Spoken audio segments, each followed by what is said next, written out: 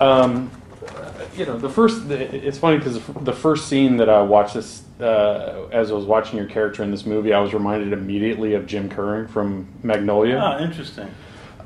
Because they have a similar sort of well-meaning fecklessness, almost to a certain extent. I was wondering, what sort of recognition was there when you read this, or I guess as an audience member, do you think, for us, do you see a similarity between this character and any of the others that you've played? I wasn't thinking that at the time, but looking back, that same kind of straight shooter kind of attitude, like, let me tell you why you're wrong. Mm-hmm. There is a similarity between those two characters. You're right. Well, do you, when you first sort of looked at this, did you sort of recognize in this character something either that you either could play, that you had played, or would you say the similarities are chiefly because you've played both of them as opposed to, but they're otherwise different? I mean, they're both characters played by me with a direct approach to life and a very confrontational kind of attitude with people. So I think that's why they seem similar. I definitely didn't think of it while I was making it. To me, what drew me to the character I play in Terri, this guidance counselor, is someone who I had people like that in my life growing up. I had a guidance counselor in high school.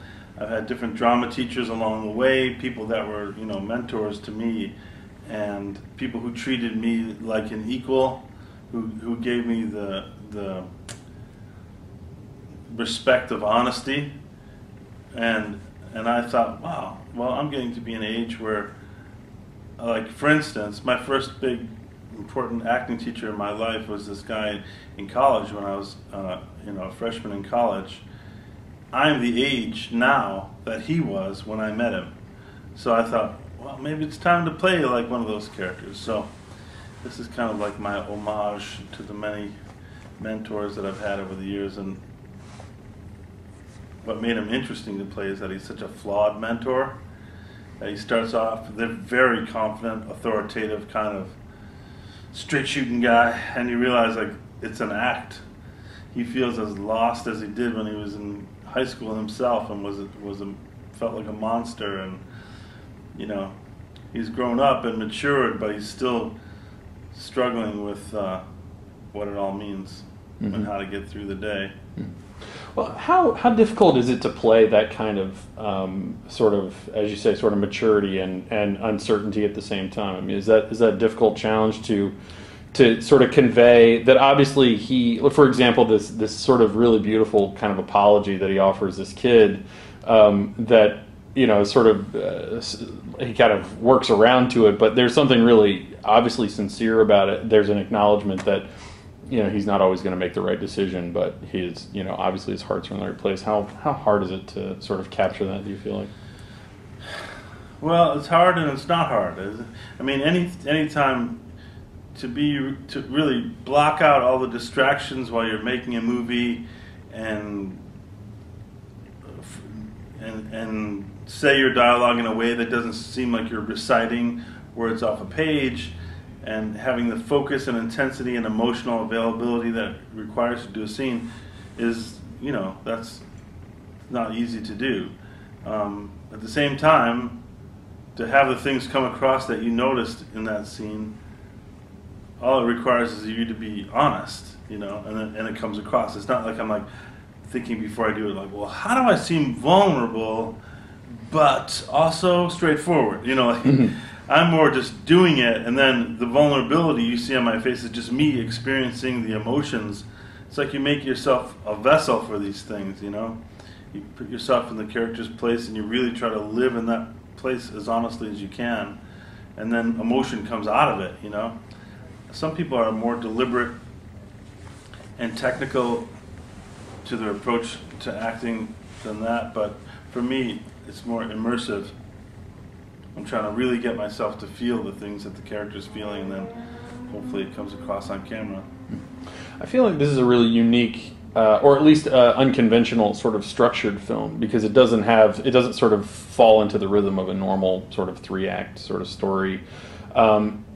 and the fact that it is sort of just like a portrait of these people's lives at this particular moment. Do you think, or I guess do you think in general about sort of the trajectory or the arc of a character when you go into it? Because what's really interesting about your relationship with this kid is that there is obviously a certain kind of evolution, but it's not something where you necessarily arrive at a certain specific kind of catharsis or resolution. Well, I think that reflects on the director, Asa Jacobs, who's someone who's, he doesn't have some agenda. He wasn't, he's inspired by movies like 16 Candles or Breakfast Club or these kind of like coming of age stories that we saw when we were teenagers. But he didn't want to make a movie like that. He wanted to, in a way, to make the anti-movie of that. Something that just took its time and allow you to see the people in the movie in all their, messy edges and, he just had the patience to tell the story in an honest way.